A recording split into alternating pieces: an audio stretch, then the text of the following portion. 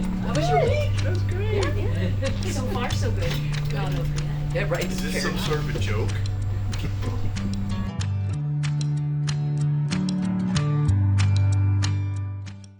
Well, welcome back to our podcast called A Priest, a Minister, and a Rabbi Walk into a Bar. We're on episode 7 today, and we're going to talk today about confession is good for the soul. We're going to look at the practice of confession in our various traditions, and we'll be doing that throughout the show. But first, I wanted to thank our sponsors here. I want to thank Hop Monk Tavern, which is hosting us on site. We're enjoying our drink. They're in Novato, California. So if you ever find yourself in the area, please make sure you follow them to a great meal and some wonderful drinks. It's really good. So, and then as we always say, the views that are expressed in this podcast are solely our own and do not necessarily reflect the opinions of anyone else, including our own doctrinal traditions. Yes. But, and also, before we get started, I wanted to take a moment to thank our local newspaper in Tiburon, because I'm Father Roger from a Catholic church in Tiburon called St. Hilary, and this is Bethany. She's Presbyterian minister at Westminster Presbyterian, and we've got Naomi over here from Kol Shafar. We're all in Tiburon, California, just over the Golden Gate Bridge, and the local newspaper there is called The Ark, and they just did a major story. We are major. Look at us. The front page about this podcast. And I'm just very thankful to them because I don't know if you know this, but the number of viewers has doubled. Skyrocketed. From 7 to 14. Exactly. I was going to say from 2 to 4. But anyway, we're so glad that you tuned in. And the entire Kol Shofar board has now watched it. Excellent. Oh, wow. Yeah. And you know, I'm getting stopped on the streets for autographs. Yeah. I'm sure you are, because you're the mastermind. The article called me the mastermind of the podcast, which is crazy. All right. So thank you, Ark. Sorry. Yeah, that's great. All right. I want to start off today with a joke. Yes. You know, someone said we should do this at every episode, beginning of every episode. A priest, a minister, and a rabbi walk into a bar. Okay. So we should tell a joke. So A priest, minister, or rabbi joke. exactly. Specifically, okay. Specifically. Go for it. So here's mine. And just forewarn you that I'm terrible at jokes. I always mix them up and mess them Don't up. lead with that. Come on now. Okay, so here we go. A priest, a minister, and a rabbi walk into a bar, except they're not in a bar. They go on a fishing trip. So a priest, a minister, and a rabbi are on a fishing trip. They're out in the middle of the lake.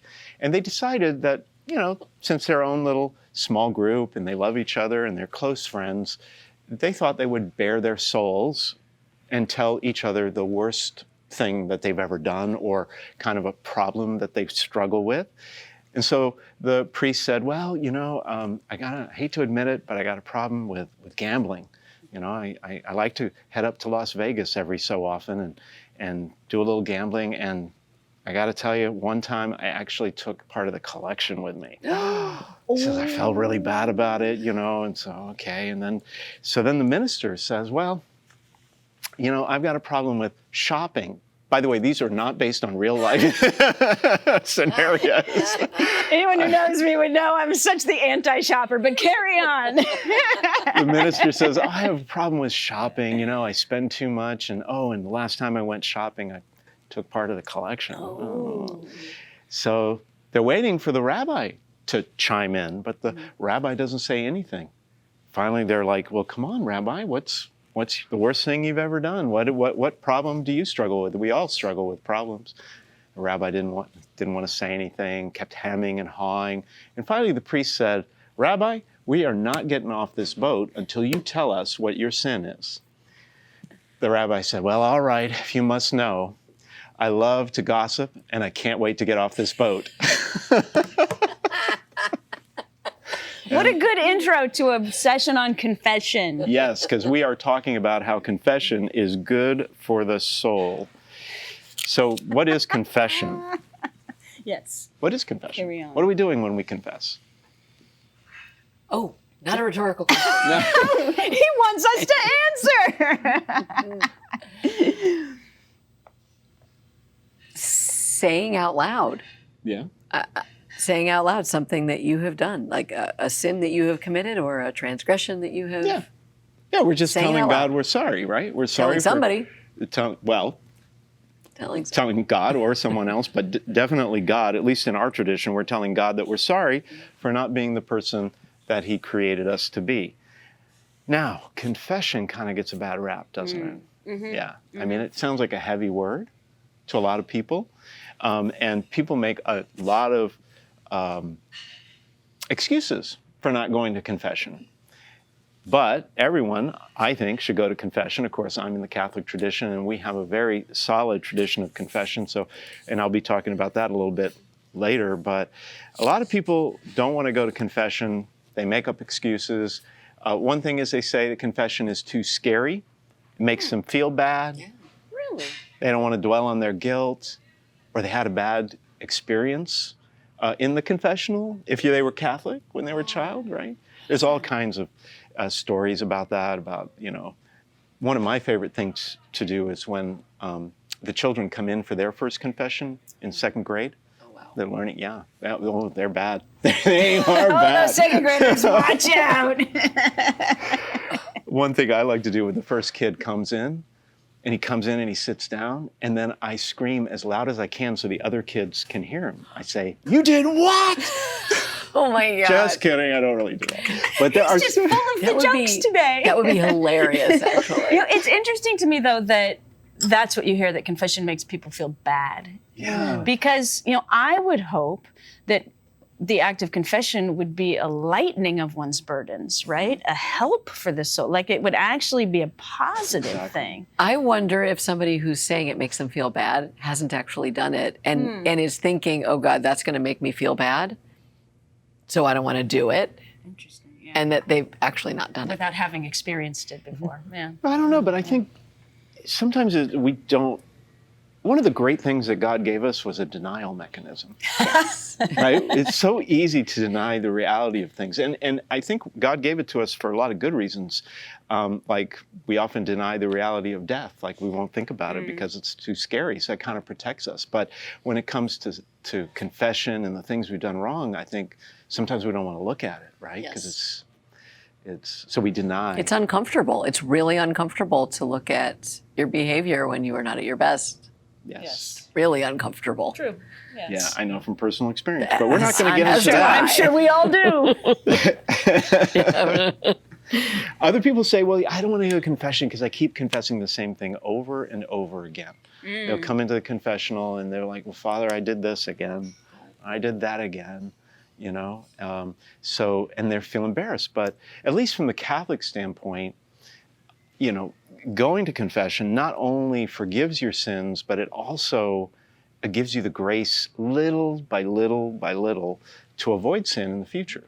At least that's what we believe. That seems to make a lot of sense. If somebody comes to you with the same transgression every single time, and they're feeling that sort of mortification over I did it again. I really didn't want to do it again, but I did it again. But there's that push and pull. There's that tension that eventually, as little by little, can lead that person to improving their behavior a little at a time. And they can't really expect to just change overnight because that's not a realistic expectation, actually. No, right. No, it's gradual. It's gradual. And I always tell people that God gives us our whole lives to become the person we were created to be. I mean, that's one of the reasons we get such a long life, relatively speaking. It reminds me of our last episode. We were talking about habits, right? Like, bad habits are hard to break. Good habits are hard to form. But, what both of you have said, the little by little. Yeah. Yeah, and then, another excuse we get in the Catholic world is, well, Father, the line is just too long. Oh my God, that's funny. That's funny. Something we don't have to deal with in the Protestant world. No lines. One of my favorite confessions where I have to really struggle to keep a straight face is when the person comes in and says, well, Father, I was going to confess this, but I also have to confess that I got really upset in the line because the person ahead of me took too long in the confessional. It's really funny. Now, that's actually funny. Not knowing a ton about the Catholic process, right? Is that true? Like, are there long lines? I can't, in my head, I have a hard time imagining, like, gobs of people coming Oh, to well, confession? it depends, to be honest. Like in Tiburon, people don't sin.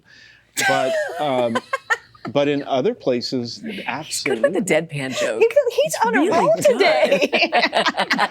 In other places, and particularly in other cultures. Okay. Like Hispanic, Spanish-speaking cultures and Filipino cultures.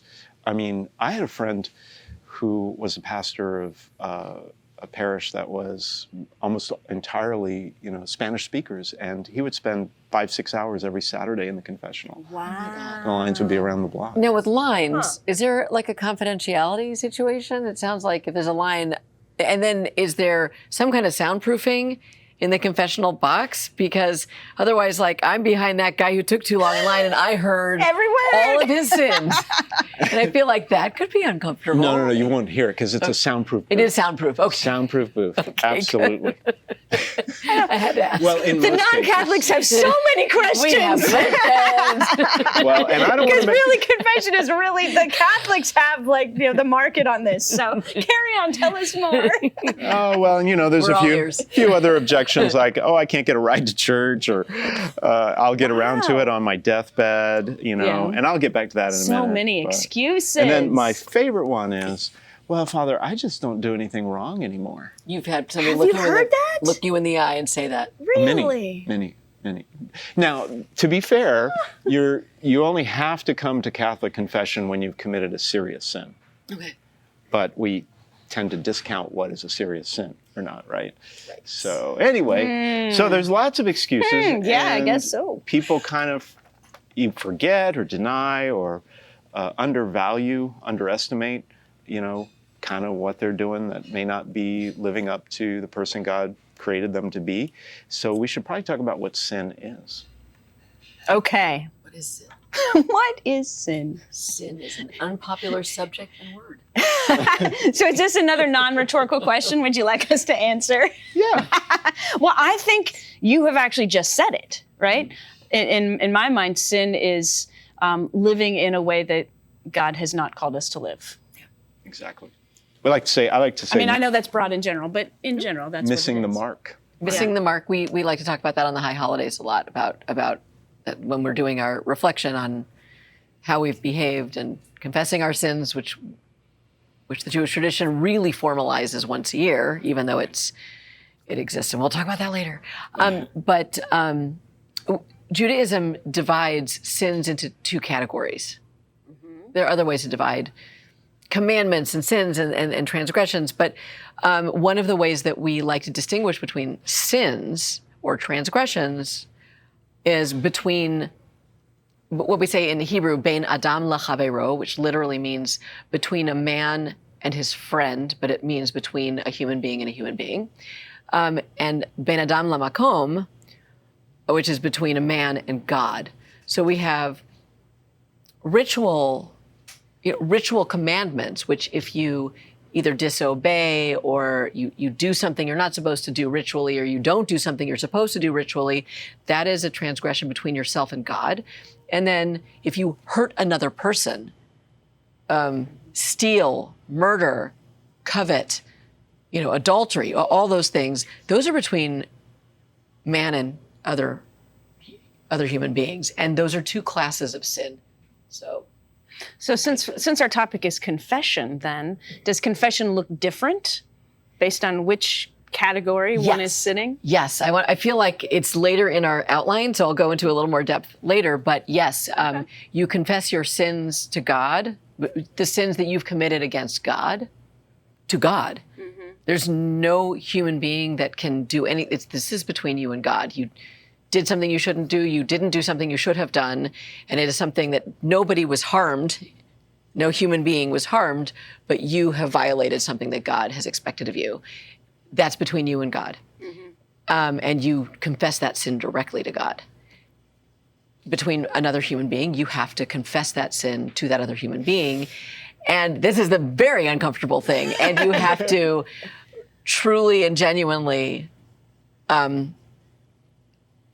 express that you never want to do this again, and really believe it, whether or not you do it again. Of course, human nature. Sure, but in the moment of confession. In the moment of confession, you must be truly contrite, and you must and you must be able to name the thing that you did. We get kids ready for their first confession, and sometimes they'll say, well, I was clearing the table and I dropped the dishes. Oh. Well, is that a sin? It sounds like an accident. It's a mistake. It's an accident, right? So sin, from the point of view of the Catholic standpoint, is from the Catholic standpoint, sin has to have three things. One is it has to be intentional. You have to intentionally do. Number two, an objectively wrong act. And number three, it has to be something that you knew was wrong. So you have to freely choose it. You know it's wrong, and the thing that you did is wrong. So that's really important. I really like that, because I find, at least, so often people getting really angstful or what have you about things that are accidents, right?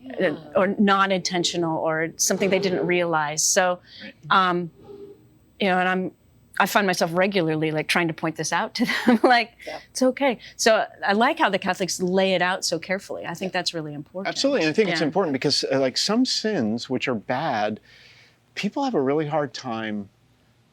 They're not freely choosing it. Like there's a continuum of free choice, right? Like if something you've done is, let's say you have a problem with drinking, right? And to get back to our joke. Oh no, you didn't use drinking as the joke. Cheers. Oh, sorry, we're cheersing again. Okay. If you have a problem with drinking, and then you do something because that is wrong because you're under the influence of alcohol, it's still an objectively wrong act, whatever that thing is that you did, if it's wrong, but you may not have been able to freely choose it. Wow. Because you were under the influence. Now, the fact that you took the first drink has some bearing on that, right? So when Catholics confess, this is very interesting. I think it is. Of course, we're religious nerds, but exactly. So we all think this is interesting. But when Catholics confess and they express sorrow, there's a sort of a formula. They can make one up on their own, but most of the time people use a written statement of formula. It's called an act of contrition. And at the end of that, they say, I firmly resolve, with God's grace, to not sin anymore. We'll come back to that. And avoid whatever leads me to sin. So if you're the alcoholic and you know that taking a drink could lead you down a bad path, to doing something that's wrong, hurting another person or sinning against God, then you have to. That first drink is a sin too. But since you're an alcoholic... Right. You didn't really freely choose it. Right. So there's all kinds of things. It's a disease. And habit as well. If something has become, I hear this all the time with sexual sin, it's become a habit, I can't stop it. And so the thing is, within the whole system of sin and confession, from the Catholic standpoint, there is great mercy, and sympathy, because God understands that we all wrestle with different things. Right. And some of it's not freely under our control. Right. I mean, we live in an animal body with animal impulses. So a lot of this is the tension between just what the animal body wants and what we, because of our intellect as humans and our spirits as humans, know that there's a higher level that we should be operating at, and it's that tension that we constantly live with. Yeah, but I'm happy to hear you end with that, because I do think in the religious world, sometimes we can focus too much on the sin and the wrongdoing. Like, for example, when I'm trying to look for a curriculum for our children's ministry, I'm shocked by how many curricula go specifically toward, you're a sinner and here's what to do about it, right? For kids. For children? Yes. Oh, no. And it's like, wait a minute. So, I hope that at the heart of, anything to do with confession is that, in the end, we are all beloved children of God, right? And, grace is abundant and freely given. Not that sin isn't a part of our life, because it is, but I never want to focus so much on someone as a sinner versus someone as a beloved and forgiven child of God. I think that's very true. In my own sermons, what we call in Catholic world homilies, I try to help myself, first and foremost, and other people live better lives. Yeah. Just like to be a better person. That is the person. That is what I want. That is my goal, is to live a better life and be a better person, because I know in the end I'll be happy, rather than focusing on what I'm doing wrong, which is important, which is why we do confession. But but the positive side to that is let me become a better person so I can live a happier, freer life. Yeah. Don't forget for our sin episode to add original sin, because I have questions. So we're doing a forgiveness episode, and then we're going to do a sin episode. Excellent. Our episodes are getting planned as we speak. And I'll have answers. Oh, that's right. It was a forgiveness, not a sin episode, but Well, we can do that too. details. So, I just thought from the Catholic perspective, since we have a very rich history of confession and that kind of thing. How did it get started, right? Did people, in the first few years after Christ died and rose from the dead, go into the box? Was the priest sitting there, and no, it was very different. And, another, like a secondary disclaimer is I am no church historian, but I did take a class in church history. So He's got a semester under his belt. There you go. Well, 2 semesters. Oh, 2 semesters. But basically, in the beginning, in the early days of Christianity, there was a question about once a person was baptized, and in those days, in the very early days, everyone who was baptized, most who were baptized were adults, right? Because they were practicing other religions, pagan religions or whatever, and Christianity was in its infancy, its first generation. And so it was bringing in adults to be baptized. And then the question was, after you're baptized, what happens if you sin again? Because in baptism, according to Christian theology, your sins are washed away. Original sin, which we will talk about at another time, and also your personal sins, like the things you've done wrong in your life, and it's just all washed away. Wow. Because you're become a new being in Christ, as Paul says. You become a new creation in Christ, and so all those sins are wiped away, and you get a blank slate, But then what? You're human, and you're going to mess up, and then what? So, Paul talks about walking in the Spirit and putting away the old life and so forth. And so the thought was, among some early church fathers was, well, you shouldn't sin again. You've been baptized and you're now a new creation. You're living with the Holy Spirit. You shouldn't sin. But the reality was people did. And so the question was, what do you do with that? So eventually that, and I'm glossing over a lot here, but to keep it simple, eventually that morphed into this idea, well, okay, you get one free pass. One free pass. And if you sin after you're baptized, well, and I'll come back to that, but you might be forgiven. The church might give you forgiveness, but you do it again or something else, ooh, you're on your own. No pressure. So what happened is, in the early church, people would wait to their deathbed to be baptized. That way, all your sins are washed away, and you're on your deathbed. You can't really sin again. So Not it's a like bad the perfect idea, solution, really, yeah. unless you die prematurely. Oh. So in the penitential system, in those early days when you got the one free pass, they were not kidding, okay? You had to shave your head.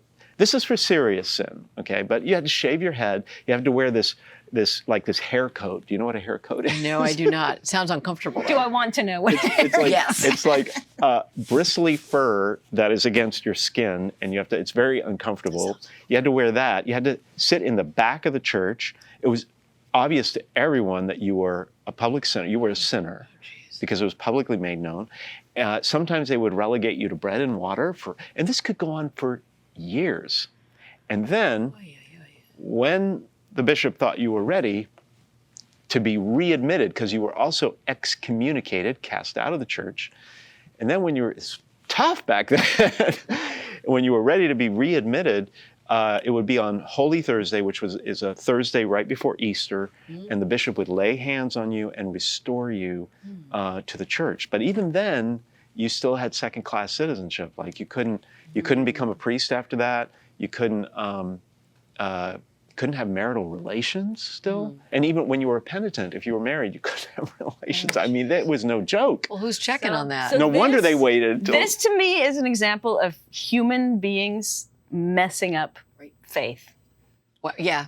I mean, because like, in what world would a loving, caring God be okay with any of that? Okay, carry on. I just had to say that. As we said, the opinions expressed here are personal and not necessarily. There you go. Carry on. Anyway, so then there was another interesting wrinkle to this. I hope I'm not boring you. Not at all. Okay. No, hope you're I'm just not boring making you. me angry from the past. So the church was trying to work out the whole thing. They were trying to figure this out, right? Because the whole goal was for people to go to heaven, right? They wanted people to be with God. And Revelation says that no unclean thing, no sinful thing can enter the presence of God. So the idea was, it was well-intentioned, but they were trying to figure all this out. And then this major thing happened around 250 AD. There were a lot of persecutions in the early church. The Roman Empire would persecute Christians just for being Christians. And there were several of these persecutions, and one of them was under the Emperor Decius. And it was around 250 AD. And what they would do is they wouldn't just arrest you and kill you for being a Christian. They would arrest you and bring you in and say, we're going to give you a chance to change your ways.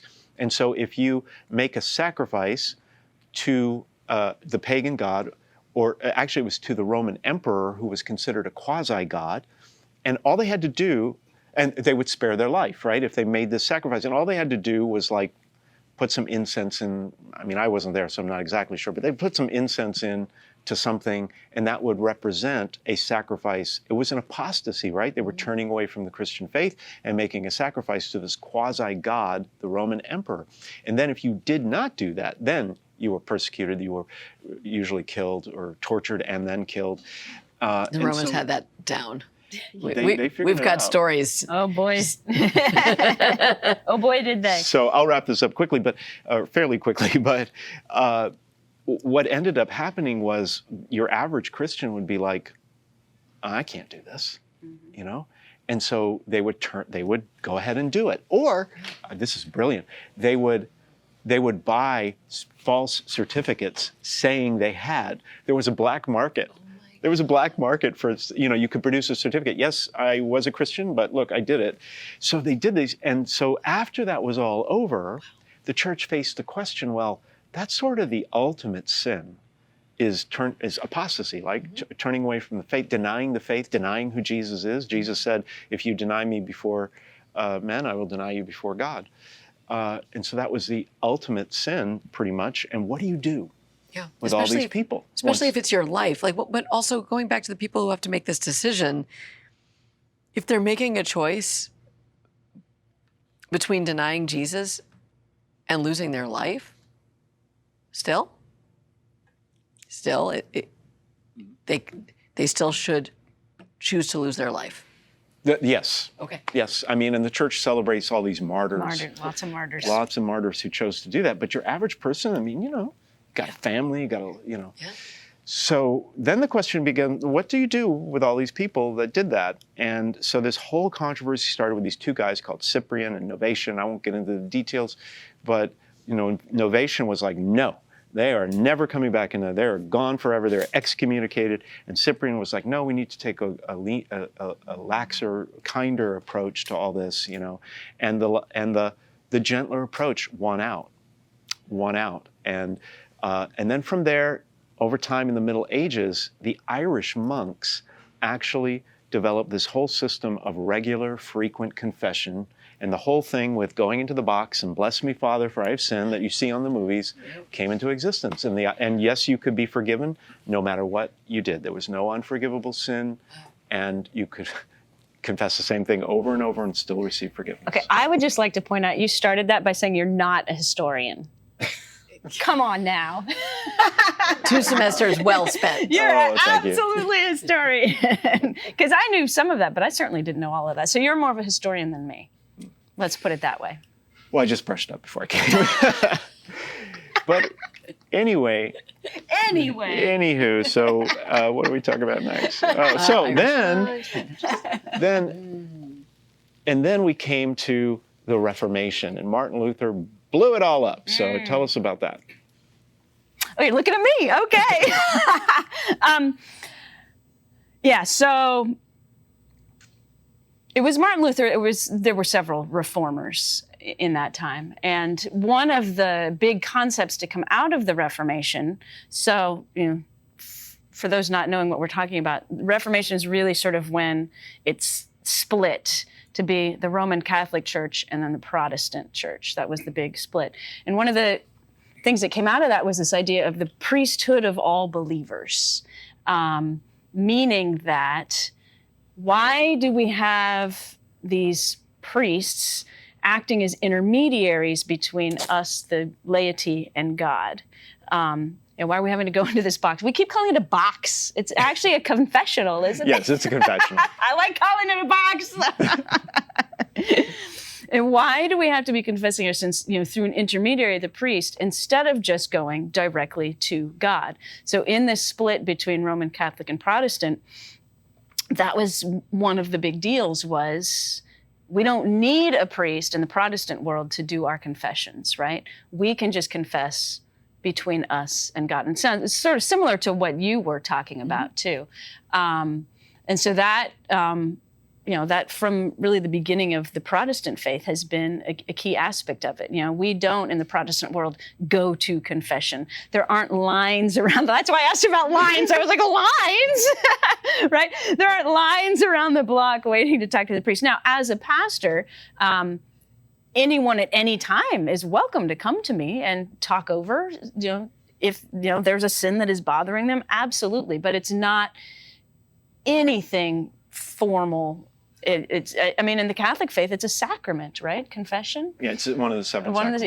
Not a sacrament in the Protestant faith. So, I think confession absolutely still important, absolutely still a part of the Protestant faith, but compared to some of our other topics where I think Protestant and Catholicism have been really close to each other, I think confession as a practice is actually, that's one of the big differentiating points between the two. So I have a question. Yes. You commit a murder. You get away with it. I'm just picking the worst thing, almost the worst thing. Yes. And you get away with it, so you're undiscovered, but it's on your soul. You're a good person. You're a Christian. And you confess to God and say you're sorry. And that's it, right? God forgives you and it's over. You're good. You go to heaven when you die, right? If you're a believer, right? Yes. Okay. Now, wait. So many murders I wanted to commit. But you're not good. I think you said you're good, right? No, because sort of what Naomi was talking about earlier, right? We have relationships with God. We have relationships with other people. If one commits a murder, there are so many people involved in that act, right?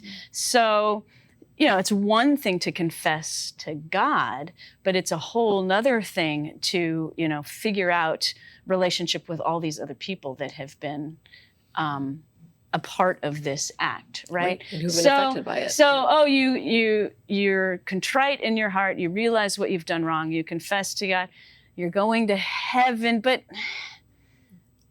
that's not all there is to it, right? There's restitution. Yeah, is there? To be forgiven? There's living the life that we have now on this earth in a way that is, meaningful. And if I think I'm in right relationship with God, but I'm not in right relationship with all these other people, then what's the point? You have a right? duty to restore relationships in some way, right? Yeah. Is that what you're saying? Yeah. Yeah. Is it making amends? Is that required to get the forgiveness? See, even the language you use is hard for, required. Hey, I'm Catholic. Like, I It's mean, ingrained. required. I have a hard time. No, I mean, what's required? But I think God would be making a judgment over what kind of person you are if you didn't do that stuff. Maybe it's not required, but maybe. I think God would be unhappy with me if I'm like, oh, I've confessed you, God, I'm good. Yeah. But I'm not good. So even if I have not, figured out right relationship here, then I even think my confession to God is not really all that meaningful, right? Yeah, I see you nodding your head. Yeah. But words like required, I think, are hard in the Protestant faith, right? Just in general. Another reason to join. because I mean, the whole purpose of life is not, am I going to get to heaven or not, right? It's, how am I living as a child of God here on this earth right now in community with other people? Yeah. Well, that's the interesting. So that's one of the arguments that Catholics will make about why. I mean, it's one of the practical arguments about why confession is a good thing, and that's because you're telling another human being what you've done. And in the law of the Church, it's called canon law. The confessor, the priest who hears your confession, only priests can hear your confession. And offer you forgiveness. Anybody can hear your confession, but to give you absolution, to forgive the sins on behalf of God, it has to be a priest. And the confessor has a dual role. The law of the Church says he has two roles. And the first is obviously a healer, because confession is supposed to be a healing sacrament. It's supposed to heal you of this, and kind of bring you back to health, spiritual health. But he's also a judge. He's a judge in the sense that he's supposed to judge two things. One is, are you really sorry? And I've had people come to say, Father Roger, I'm confessing such and such, but I'm not really sure it's a sin, but just in case. Oh, and we're a tiny bit short of where we need to be. Do you say that to them? Do you let them know that that's actually not okay? Yeah, I try to be very gentle about it. It doesn't happen that often. Most people are very sincere and come in, but so the priest has to kind of judge whether the person really has that kind of contrition. So the person who murders and comes in and goes, yeah, I'm sorry. Yep. Can I move on now? The priest should challenge that person. Mm-hmm. And then the second aspect of being a judge in the Catholic tradition of confession is assigning a penance. So penance is something you are required to do to receive the forgiveness, which is I tell it like I say it like I say it to the kids. It's like doing something good to kind of make up or restore the balance of justice for the bad thing you did. And, sometimes it can be prayers, it can be a good act towards someone else or something. And in the case of serious sin, it's like, something much more major where, we have this whole theology of purgatory, which I think we'll talk about one day, which is this intermediate place between heaven and earth, where people who don't have, aren't quite ready for prime time with God when they die, there is an opportunity after this life to kind of restore, kind of cleanse yourself of the stain of sin. Even if you've been forgiven those sins, I always compare it to like when I spill stuff on my clothes, which is all the time, and you Can't wash wait to see where this is going. Yes. And you wash it, right? And if the stain is like, if the food on your clothes is like the sin, and then you wash it, it's clean, right? Mm-hmm. It's not there anymore, but the stain might still be if you didn't treat it right? You have to do something to kind of treat the stain to get it out. And so if we arrive at the pearly gates with sort of stained clothing, so to speak, we've been forgiven, we're not going to hell, but we need to do something, preferably in this life, to try to get that stain out so that we're like becoming better people. That's the idea, right? To become the person God created you to be. And if you don't get a chance or don't do it in this life, you get the opportunity after life.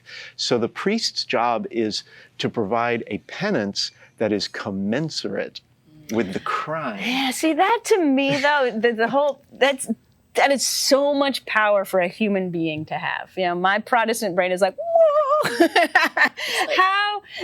how can a human being get in the middle of something that is between a person and God. I mean, and again, that's why I said that's a very distinct difference between the Protestant faith and the Roman Catholic faith. Well, I think so. The thing is, what the priest says isn't what goes. So if you've come in and you say I've committed murder, and I say, okay, go say a Hail Mary, that's not going to do it to remove that stain. And so you might be spending some time in purgatory. So it's not really the priest but his job is to coach you, maybe coach is a better word than judge, is to try to help you not only receive that forgiveness, but get back on track in life by doing some good things. That's a huge burden for you. Yeah. I mean, you're holding these people's souls in your hand. Do you ever get stressed out by that? Yeah. Yeah, it's a big, awesome responsibility. So I think there's an extreme difference between judge and coach, because like I would consider myself a coach. Coach Roger. I would hope that if one of my congregants found themselves in that, I mean, we are obviously using the extreme example here, you know, they would come to me and talk it over with me and, you know, have me help them figure out a road ahead. But I guess what I sort of butt up against is like that is all informal, right? Like it's still between them and God. I'm there as a coach, as a guide, but like it's not me who's going to decide, you know, if they're going to heaven or not, or right. And I know it's not you who decides if you're going to heaven or not, but I don't know. I just feel like the penance that Roger gives them is going to determine if he doesn't give the right penance, possibly they're still showing up with a stain. A, that's a lot of pressure. That's a lot of pressure. That's a huge responsibility. B, yeah, it just seems like we as human beings can't know the mind of God. Anyway, what about the Jewish faith, Naomi? What's confession like for you? Oh, wait, so we're going to jump. Okay. So the Jewish faith also requires confession. As we were talking about the sins between man and God and the sins between man and man, those between man and God must be confessed to God, and those between man and another man or human being must be confessed.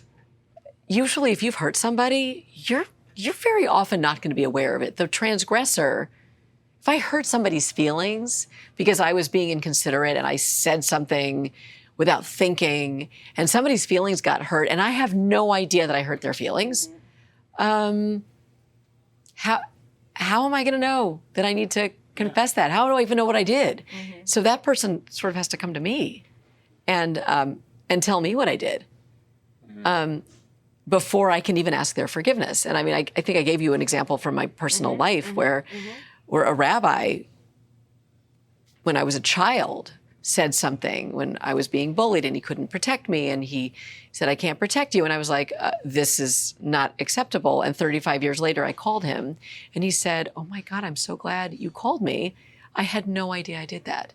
And had I not been able to ask your forgiveness, I would have gone when I died, and he was old and he's now gone. I would have gone with that sin on me and not even knowing it. So Judaism has formulaic confession, and I've brought two examples. I brought books.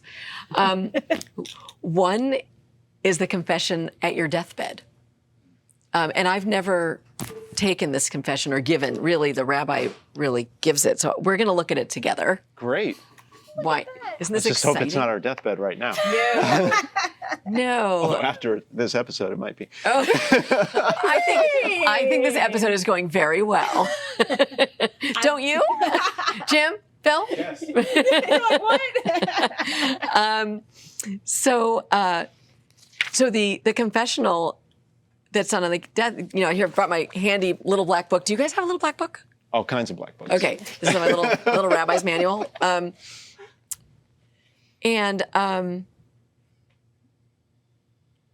This is a very general confession, but if I were to visit somebody and they are really close to death and we don't know, it could be literally tomorrow, I would offer this, and if the person is in a condition to actually say this, and I know many rabbi friends of mine have given this confessional to somebody in a coma, So a person is not able to say this themselves, but the rabbi says it on their behalf. And reading the English, it says, "My God and God of my ancestors, accept my prayer. Do not turn away. Forgive me for all of the times I may have disappointed you." Let me just look at the Hebrew. Yeah, okay, it's a loose translation, but it's a sweet translation.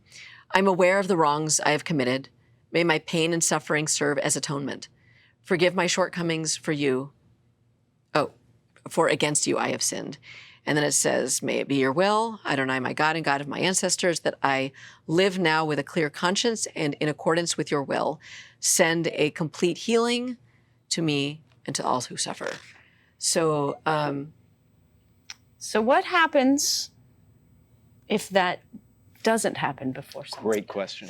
I don't know. Because I was with you until you said you could even read this for someone who's not in a coma or not, But if somebody mentally dies present. unexpectedly, Yeah. But so I do understand doing that with someone who is mentally present with us, right? Mm-hmm. Almost as a way to sort of allow this person to unburdened. enter into death unburdened, right? Yeah.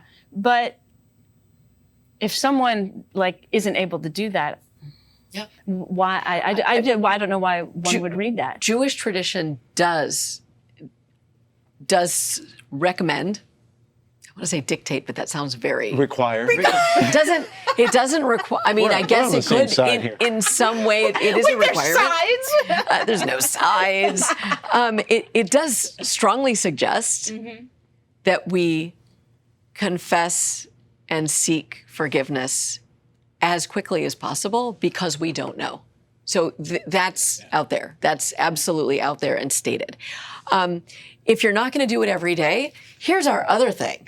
Well, just to finish that point off, because it sounds like for Catholics and since Protestants, so I don't think as much as Catholic, there is this whole idea of I'm going to heaven versus hell. I got to confess heaven versus hell. But I know, and we talked about this in our hell episode before, the Jewish concept of heaven and hell is very different. Mm-hmm. So that's part of why I was asking, because I think a deathbed confession probably in the Jewish faith has a different meaning or reason than a Christian one would. Probably, I'm guessing. It actually does. I mean, we don't officially have a heaven and hell. Later traditions and explanations, and there are certainly are references to heaven and hell, but I think our tradition really doesn't have heaven and hell. The Jewish tradition is really about how do you live now. Yes. Live your best now. This is what you know you have. You better live your best life now because you have no idea. Yeah. And yes, every single one of us has an idea of what comes after.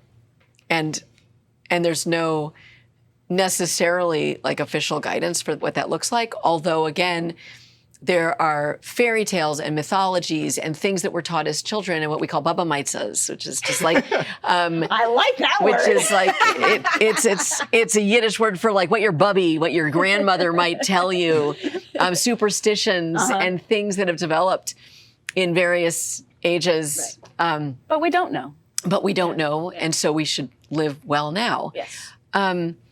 Once a year, we come together on Rosh Hashanah and Yom Kippur. So for those, and here's my public service announcement for my Jewish friends. If you come to synagogue once a year, great. Don't make it Yom Kippur. Don't make it Yom Kippur. Yom Kippur is a really rough day. Come on Shabbat, or come on Simchat Torah, or come on Purim. Come on a fun day. If you're gonna choose one day a year, no judgment from me. Don't make it Yom Kippur, because then you're going to think that all Judaism looks like Yom Kippur. That would be like a Christian coming just on Ash Wednesday, I think. Yeah, it's like coming on the hardest. I don't find Yom Kippur depressing at all. I actually find it spiritually uplifting, but that's because it's in a larger context. If you're going to come to synagogue once a year, please make it Shabbat. On our new year, we start this process of self-reflection on what we've been and how we've missed the mark. We use that a lot, especially in young people's services. I've missed the mark. Missed the mark. How have I missed the mark? Because sinning isn't always about, and transgressing isn't always about intentional evil. it's often about missing the mark. Absolutely. Yeah. And we start to think about how we've missed the mark, and we start to reflect on it. And during the 10 days before Rosh Hashanah and Yom Kippur, we are strongly encouraged, not using required, but strongly encouraged to go to the people who we may have hurt and look them in the eye and say, I did this to you. I am so sorry. Do you forgive me? And have that conversation. And really, we're expected to not go to God and ask God's forgiveness for anything until we've done our work right here with other people.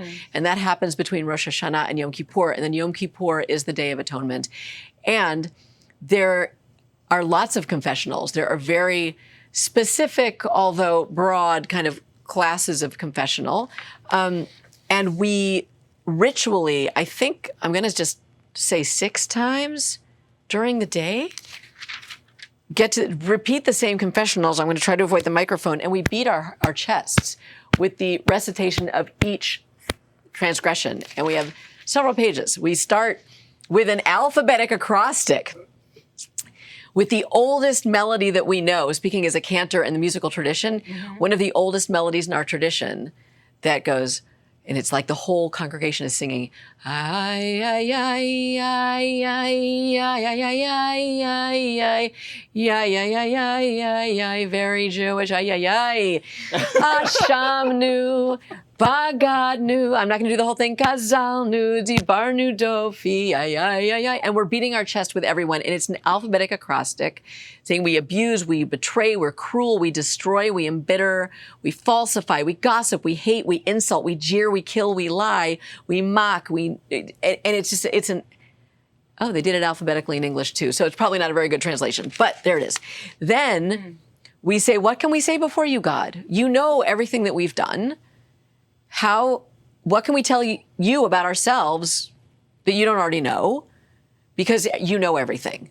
And we sort of really own the fact that God knows everything. There's nothing we can hide. We've done things in public and private, to people, to God. We've done it all. And then there's a whole thing where we immediately following this, and this again, we do this 6 times on Yom Kippur. I'm making that number up. I'd have to. Ish. 5 or 6 people. We literally say, on the sin that I committed against you, unwillingly or unwillingly, through hardening my heart. And you go, on the sin of al-chet shachatanu lefanecha, which means on the sin that we, and this is collective, that we have committed against you with this and with this and with this. And, oh, look at that. That's also alphabetical. I never noticed that. Huh, look at that. And it just goes, there's pages of this. And then we ask for forgiveness. So it's once a year, a day of her chest beating and asking for forgiveness. And so you ask for forgiveness, and then as part of the service, is there any sort of assurance of pardon, as we would call it in the Christian faith? Oh my God, I was not prepared for this, but I am. So yes. You have the book. Yes. And okay, while you're finding it. No, I know. She knows it. Go ahead. Talk. But you have brought up a really interesting piece of confession, which we have not yet talked about, which is the idea of corporate confession, right? We've mostly all, to this point, been talking about personal confession. But I think in all of our traditions, I don't speak for you, there is a piece of worship often for us that is a corporate confession. Yeah, we do that at the very beginning of every Mass. Can you define corporate for me? Community. Community. Okay, communal. Yep. Together, right? And at least in the Reformed tradition, there's the confession of faith, and then always an assurance of pardon. We have that as well. This reminder that in Christ we are forgiven, we are made new, we are set free. Found one. Okay, randomly felt. Yes. So we have a part of the same service that is called selichot, which is sort of forgivenesses. And we take biblical text, specifically one biblical text. Oh my God. Okay, it doesn't say which parsha it comes from, but, and I should know this and I don't, but there's in Exodus, I'm just trying to think of where is it? It's in Exodus, where the 13 attributes of God are listed. This isn't going to be 13 when I translate it, but God is merciful, compassionate, loving, great, with grace. I'm trying, abounding in love and faithfulness,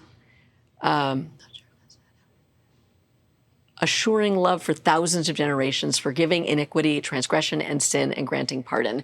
It's somewhere, it's in Exodus. I'm going to say it's either chapter 32 or 34. One of those, I think, is in chapter 34. And we recite those 13 attributes multiple times on Yom Kippur as part of a section of the same service. And it's reminding ourselves and also reminding God, because Jews love to remind God of things. We love having conversations with God. And he is an old man. Right? Right? Sitting on a throne in the clouds. I mean, we have Abraham and Moses at the very least who have literally directly argued with God, like actually argued with God. Sure. And Jews love to argue with God. I don't know if the word Yisrael literally means God wrestler, and we love to wrestle with God. So we also love to remind God of things.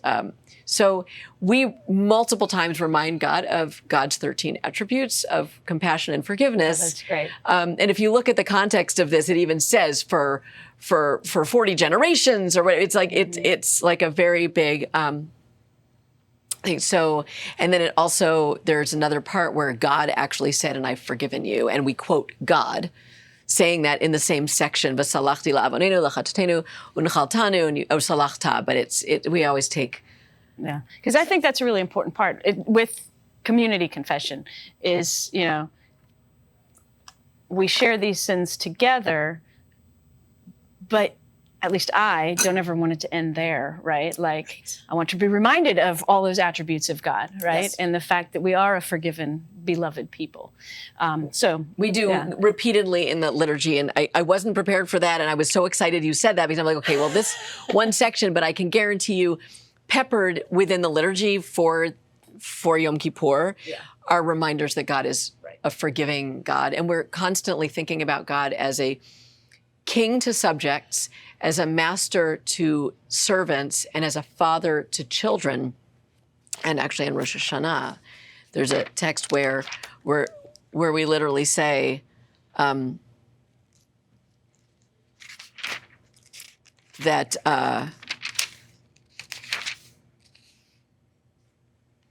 where'd it go? Oh, because that's the wrong part. That's the silent prayer and not my part. Where it's Rosh Hashanah is not just the New Year. It's considered the birthday of the world. Whatever. Do the calculations. I don't know. And today, all creation is called to judgment, as your children or as your servants. So, as your children, we hope that you would be a kind and forgiving and loving father, and as your servants, we also hope that you would be gracious to us. And we say this repeatedly as well in the service.